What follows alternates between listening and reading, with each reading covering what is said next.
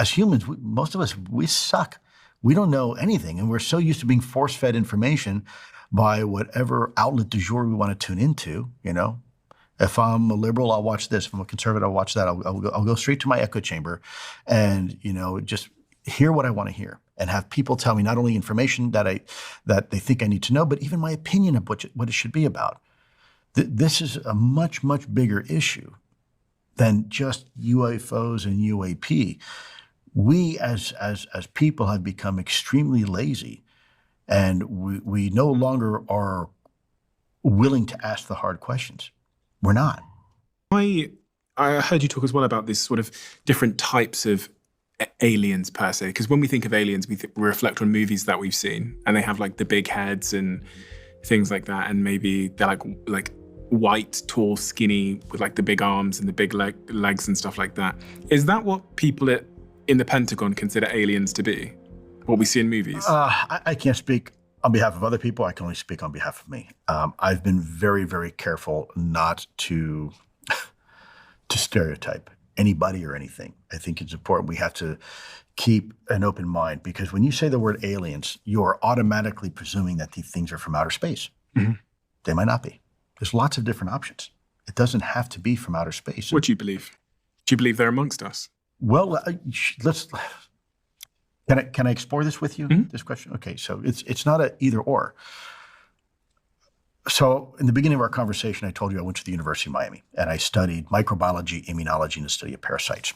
Now, if you go to some anthropologists, they will suggest to you that modern human beings, Homo sapiens sapien, has been around roughly between 100 to possibly 200,000 years. So on a 24-hour clock, right, it's only the last 2,000 years. And it was the Greeks that proposed there were two fundamental life forms on this planet.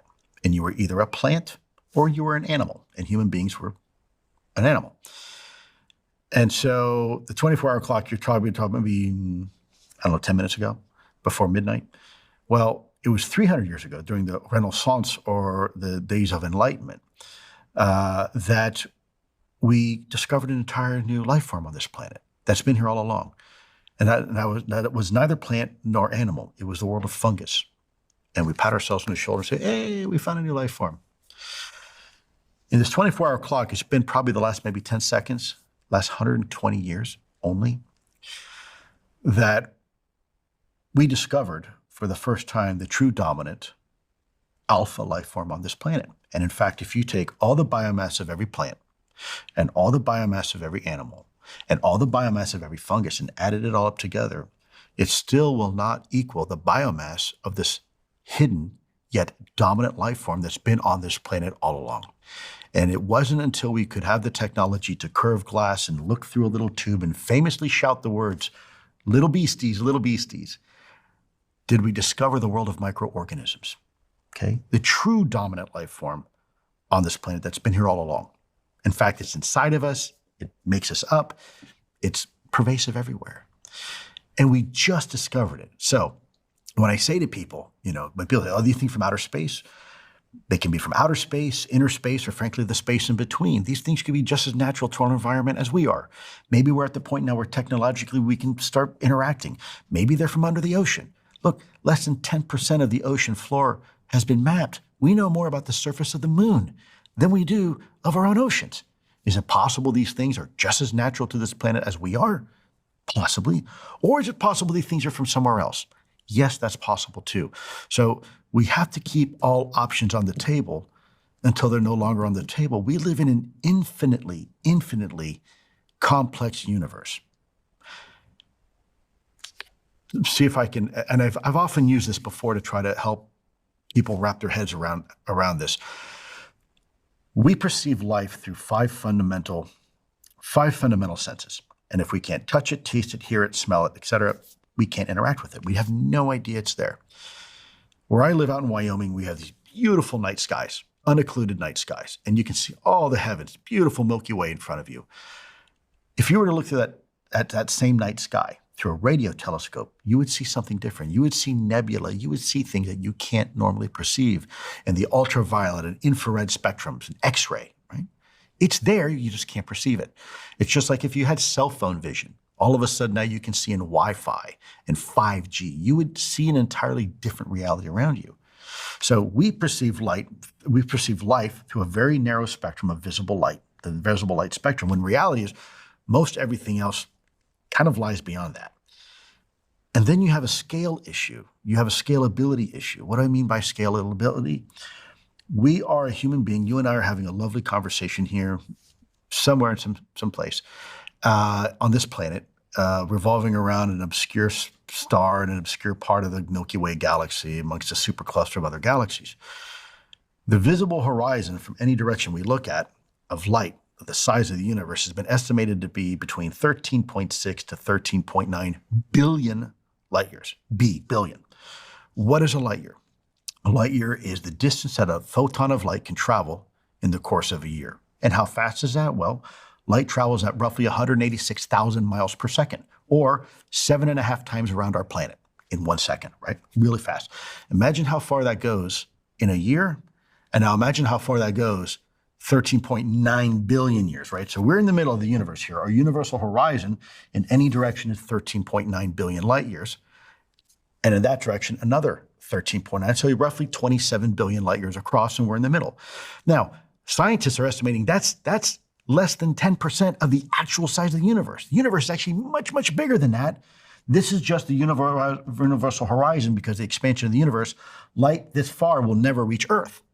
So now you're talking about a size 100 billion light years, and as small as we are right in the middle, this infinitesimally small speck, keep in mind, in our visible universe alone, there are more stars than there are grains of sand in all the beaches in all the world. Think about that incomprehensible number. And as small as we are. Now, humor me with this. Take one atom, one hydrogen atom, Avogadro's number, 1 times 10 to the negative 23, okay? That's roughly the same order of magnitude as we are to the universe. So we have this entire huge universe outside and this entire little universe inside every single human being. And we as human beings can only interact with 1 or 2 orders of magnitude up or down. Otherwise, the universe is simply too big or too small. We just will never be able to know. And that is reality. That's where most of everything lies. That's where most of reality is. It's either up there or inside or everything in between. So I guess my point is, every time when people say, well, aliens, what does that mean? What does that mean? Because most people say aliens in Hollywood and little eggheads running around. There's so much more to it. This is us imposing a Hollywood idea of what an alien should look like. And by the way, let's not forget their anthropomorphic values, right? They look like us, have arms like us, and heads like us, and eyes like us. Because we view everything through anthropomorphic eyes. It's the reason why we call our dogs human names and we treat them like humans. Because we treat everything as if they have human values, human motivation, human intent, when we may be dealing with something completely different. This could be like artificial intelligence. It's just binary, input in, input out. We don't know. And so these are some of the questions we have to, really as we're moving down this pathway, this is why I always tell people, look, all options have to be on the table until they're no longer on the table, because we simply don't know. Why they might be visiting here? That's right. Do you have any theories as to what their intentions might be? Brother, there's a whole range of theories. I mean, it could be simply as like when we're on the African Serengeti and we see the wildebeest and we're in a helicopter and, not to make fun of it, but you sit there and say, oh, that one, we dart it, boom. What do? We land the helicopter, we come out, we draw blood, we do tests. We want to see its diet and its migratory patterns, its health. And then what happens? The wildebeest wakes up, kind of groggy, disoriented, stumbles over to the watering hole and he's like, hey, Bill, you're not going to believe this, man. This thing came out of the sky. All some weird stuff happened. I was being touched. I woke up and now my butt hurts, right? It could be something as simple as that. Do you believe any of those reports? Because people do say that they were abducted by aliens. Well, this is my point, right? So that's one option. The other option could be simply to monitor us. It could be that we are getting very close to being able to replicate what they can do. And if that's the case, maybe technologically we're only 100, 200 years behind. And if that's the case, now all of a sudden we're going to be new neighbors, right? And that could be problematic because our species is very violent. We do a lot of bad things to each other. Are we really ready to go out and meet our potential friends from out of town? I don't know. I mean, we're pretty horrible to each other. So